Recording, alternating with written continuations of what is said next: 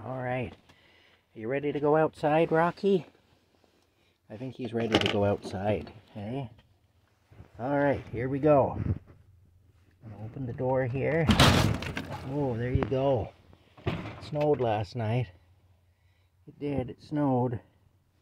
I don't know if you're gonna want to go out there, my friend.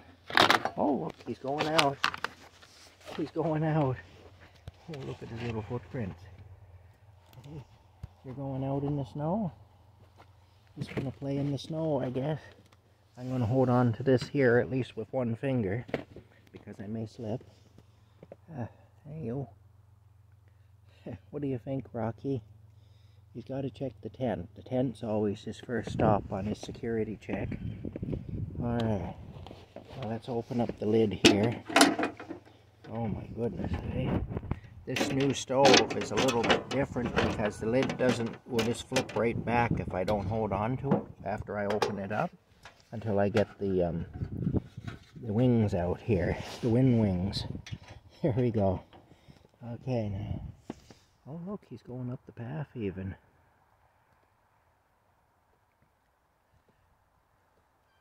He seems to be feeling all right today. Look at him go. My goodness. I really didn't expect that. Alrighty, let's see. Turn the heat on here. I'm hoping this will work.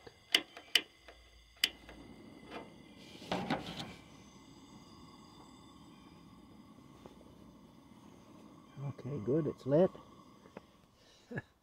Look at him going up the path. There's his little footprints. Pretty cute. Okay, I gotta go inside here for a minute because I have broccoli and potatoes to cook. I do. I'm gonna put them on the stove here. Okay, now we'll put these on the fire. Look at him go.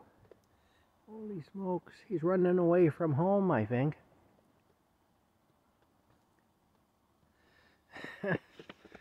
Well, I have to go up to the house anyway with my power banks. Little footprints. Pretty cute.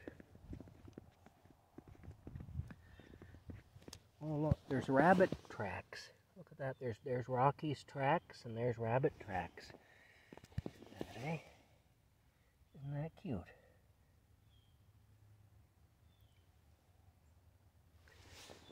That's what's got his attention, is the rabbit tracks. He's following them.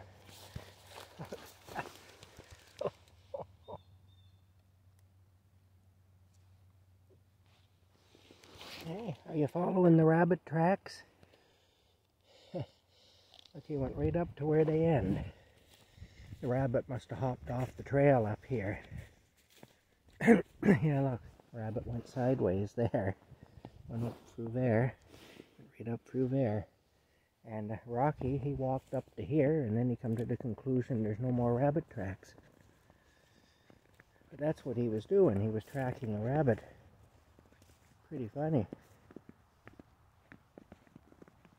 Okay, now I've got to plug in my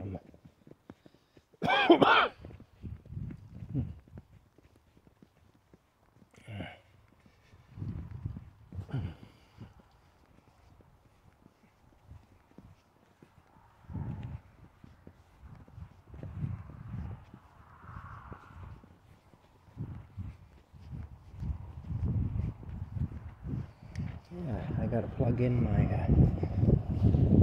chargers here, my power banks.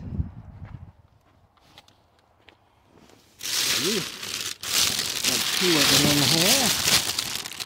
Yeah. Rocky's pretty cute. You never know what he's going to do next. Last night, when he was bleeding, I'm pretty sure he was bleeding from his ears because I couldn't find any place else on him where blood might be coming from. There was no wetness on his fur or anything, and there was no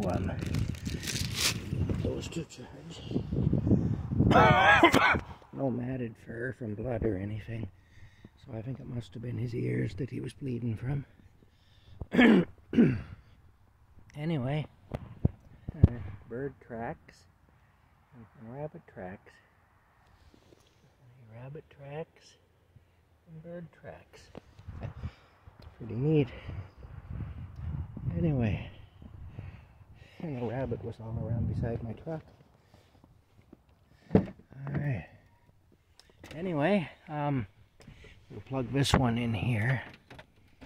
Oh. But yeah, he started to bleed. See, I think what happened is that one's got 65% of a charge in it, so I'm going to finish charging it on the truck. And the other two are charging off the house there. But I think that what happened with Rocky is I must have ruptured something when I put the Q-tip with the peroxide into his ear. And because he shakes his head too, because his ears bother him. And of course, after I do the peroxide thing, he'll shake his head for a little while. That's kind of normal for him to do that. And but then it seemed to give him some relief. And I think it did clear up his eye, because it's like the infection had spread to his eye. And I think that practice did clear up his eye. Seems like it did anyway.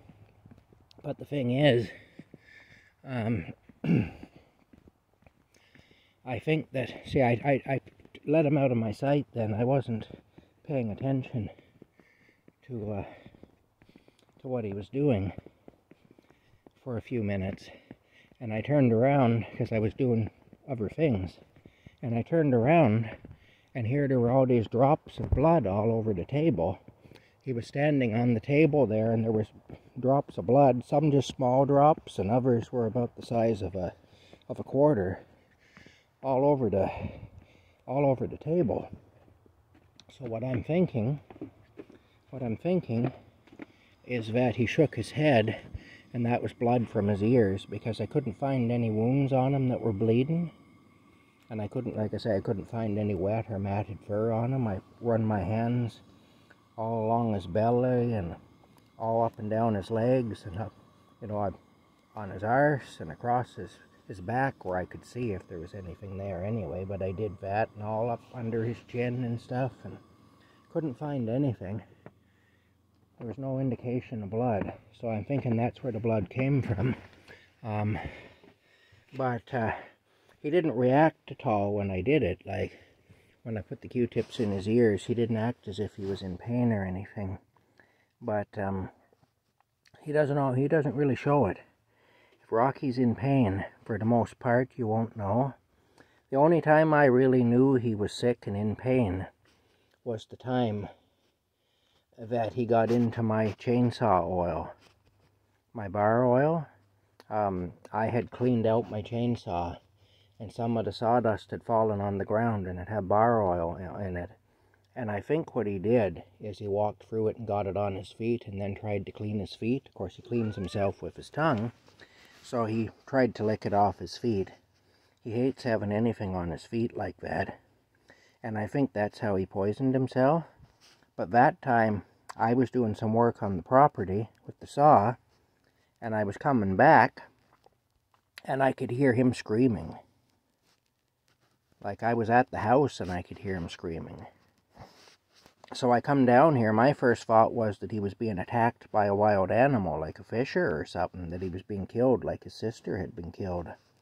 So I got down here right quick, and he was all rolled up into a ball and screaming bloody murder and frothing at the mouth, so and hyperventilating.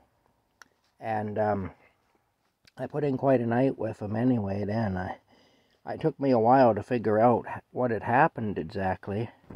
I didn't know if he had maybe nibbled on a weed he shouldn't have, or what he'd gotten into. And then I realized that it was my bar oil from my chainsaw. Anyway, I basically sat up with him all night, and I kept feeding him water, basically force feeding him water to flush him out. And he recovered from that, but reading about that. Most cats that get exposed to bar oil, chainsaw bar oil, most cats who get exposed to that don't survive. The majority of cats who get exposed to that pass away. So it was very lucky that he lived. But anyway, we give you a little of this here, eh? And we'll give you some treats too. Look. Hey, party mix. Party mix, Rocky. Alright, we give you party mix, eh? He hasn't had his treats yet today. I've been remiss. I haven't been feeling very well myself, so I've not been on my game like I should be.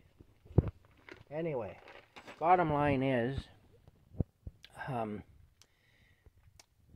that was the only time that Rocky was ever really sick or in pain where he actually vocally complained. When he was blocked up last year, when his bowels were all blocked up with poop, I knew he was sick because he just lost interest in everything, and he wanted to sleep constantly, like even more so than he would normally. I know he's a cat and he sleeps a lot, but he'd want to sleep even more so than normally. And he pretty much lost interest in everything. Had no interest in going outside or anything, which was not like him at all. So very lethargic and stuff. He was still eating, but he wasn't eating as much. He didn't have the same appetite either, although he hadn't lost his appetite completely. And I noticed there were no parcels left in the litter box anymore. So only urine. He was still peeing, but there was no poop. So I figured, okay, he's got something going on intestinally. And I took him to the vet, and it was over $400 for the x-rays alone. But they x-rayed his guts, and he was block solid with poop. And right from asshole to breakfast time, he was just blocked right up with it. So the vet actually recommended that I put him down because he said, well, he's old and you don't know, he may have cancer or anything, and we won't know until we get him cleared out, you know, because we can't see if there's tumors in there or anything because our view is actually blocked by the poop. So I said, no, we'll give him a chance. And so anyway, they did the enemas, flushed them all out, took more x-rays, and it turned out he was perfectly clean inside. There were no tumors or anything like that to worry about. And so I took the gamble, and it paid off anyway. And we got him flushed out. And then he pooped normal well, he didn't poop for 2 or 3 days, and then he started pooping again, and then he stopped pooping again. And then he didn't poop for over a week. And I was afraid his bowels were going to rupture in the middle of the night or something, and he was going to die. And I already had an appointment with the vet anyway, scheduled. So I called the vet and I changed it to an appointment for euthanization because I didn't want him to suffer. I was afraid his bowels would rupture, you know, and I wouldn't be able to get him in there and deal with and have him put down and end his suffering. So that was the plan. I dug his grave. And he was scheduled to be euthanized at 3 o'clock that afternoon. And at lunchtime, he came out of the camper, and he was walking all around here. And he was acting normal. He was acting like himself. And I thought, that's strange, you know. And I go inside, and there's a big pile of poop in the litter box. I took a picture of it, actually. This is the picture. Pardon if you're squeamish about poop, but there's the picture of the poop that he took. And ever since then, he's been good. So anyway, I called the vet, and I canceled his appointment. And he's still with me, and I thank God every day for that. But that was a very tough day. It was a very emotional day. And I really did believe I was going to lose him. I dug his grave beside Muella's grave back here. I'll tell you, I was so happy to be filling that in with him not in it. That was a real labor. It was a real joyful labor, I'll tell you. Because I dug him a grave right here. That's where Muella's grave is, there with the brick on it. And I was going to bury him right there. beside her. Anyway, I didn't have to do that, and I'm immensely grateful that I didn't have to. I kind of fell apart when I realized he was going to be okay. I was out here crying like a baby, you know. I know it's not maybe very manly to admit that, but I really was. It just, yeah. Anyway, so that's it. Anyway, that's a bit of history on Rocky, a bit of health history on Rocky. For the most part, Rocky is very healthy, and he has very few problems health-wise, really. But like anybody, occasionally things happen, and yeah, I'm in so much financial trouble at the moment. I can't take him to the vet. I just don't have the funds to do it. And so the Q-tips with the peroxide really seem to be helping up to the point where all the blood, you know, appeared. But like I say, the only reason I know something happened there is because I saw the blood. And I'm making an assumption that it's from his ears because it's the only thing that makes sense to me. But I don't know that that's what it is precisely, but it's the only thing that's making any sense. There's my broccoli and my potatoes. I've got the chicken breastises that I bought yesterday, and I'm going to cook them up today. I put them in the icebox overnight. They'll be fine. Sit overnight. My mouth is bothering me. I've got an abscessed, look at this now. Hey, there we go. Okay, there we go now. I've got an abscessed kind of a tooth or whatever, so I'm having kind of a rough go of it with that, but it's not specifically painful. It's more uncomfortable than anything. I can feel it and it bothers me. Yeah. Anyway, we did get some snow last night, but it wasn't as bad as it appeared it was going to be. That's still cool. Good.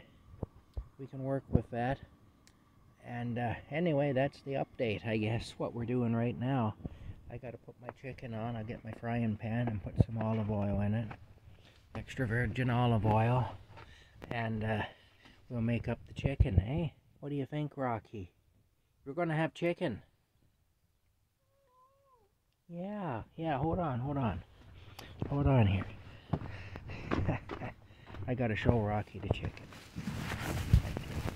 I gotta show him the chicken here. Hey. Okay, a chicken, eh? Maple leaf. Hey, you want some chicken? We're gonna have chicken. As you can see, his appetite for chicken is good.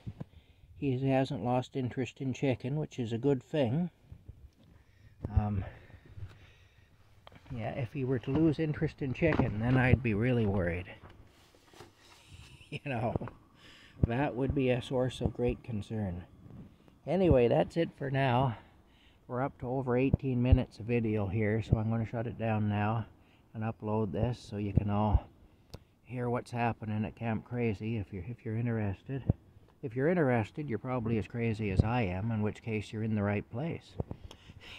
In which case you're right where you belong, here at Camp Crazy. All right. We'll talk to you later, I guess. We will. Okay. Bye for now.